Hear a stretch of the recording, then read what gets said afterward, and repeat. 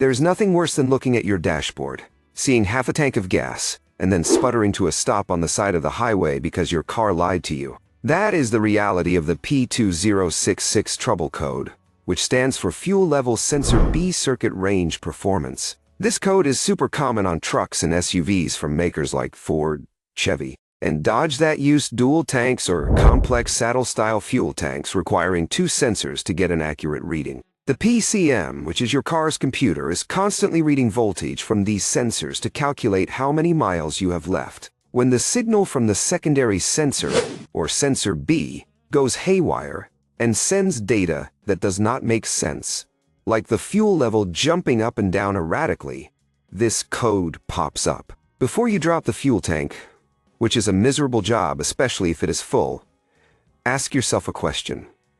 Did you leave your engine running the last time you filled up gas? I know it sounds silly, but fueling while the car is running changes the fuel level faster than the computer expects, and that logic error can sometimes trigger this code. If you reset the light and it stays off, that was your problem.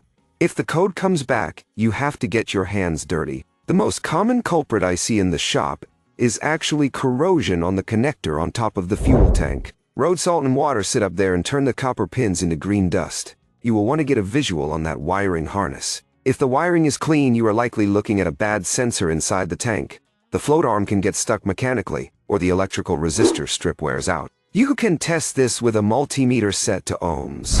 As the float moves, the resistance should change smoothly.